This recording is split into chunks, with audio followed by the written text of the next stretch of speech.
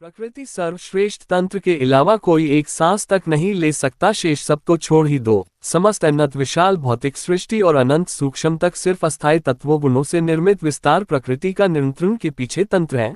छोटी से छोटी घटना के पीछे इतना बड़ा तंत्र कार्यरत है कि कोई सोच भी नहीं सकता। इस अस्थायी जटिल बुद्धि से शेष सब तो छोड़ ही दो। अस्थायी जटिल बुद्धि का विषय ही नहीं स्थायी से रूबरू होना, ये प्रकृति के नियम का उल्लंघन होता है, क्योंकि बुद्धि हमेशा प्रकृति के नियम पर आधारित है।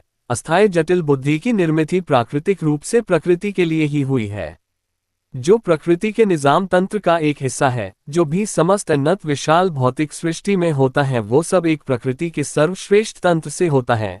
अस्थायी जटिल बुद्धि से बुद्धिमान होकर तो मात्र कोई सोच भी नहीं सकता। स्थायी स्वरूप से रूबरू होने के लिए शेष सब तो छोड़ ही दो। समस्त अनंत विशाल भौतिक सृष्टि में प्रत्येक कण कण एक दूसरे से बहुत ही करीब से जुड़ा हुआ है।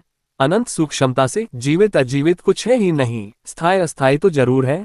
अस्थायी जटिल बुद्धि से जो सब संजीव प्रतीत कर रहे हैं वो सब अस्थायी ही है। जो संजीव अस्थायी जटिल बुद्धि से प्रतीत नहीं कर सकते वो स्थायी है। उसके लिए अस्थायी जटिल बुद्धि को ही निष्क्रिय करना पड़ता है।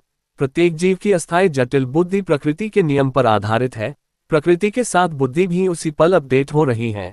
जो क्रिया अनंत विशाल भौतिक सृष्टि में कहीं वो हो रही है, उसकी प्रतिबिंबता उसी पल सूक्ष्म रूप से अस्थायी जटिल बुद्धि में भी अंकित हो रही है। लगातार सिर्फ 17,000 वर्ष पूर्व लंबे समय के साथ एक संभावना उत्पन्न हुई। अस्थायी जटिल बुद्धि से बुद्धिमान होकर समझने की कुछ कोशिका उत्पन्न हुई। अब तो खरबों कोशिका हैं जिनके संयोग से ज्ञान विज्ञान समझ अस्तित्व में आई। समूचे अस्थायी जटिल बुद्धि भी सिर्फ शरीर का मुख्य अंग ही है, जिसे कोई भी न इस्तेमाल कर निष्क्रिय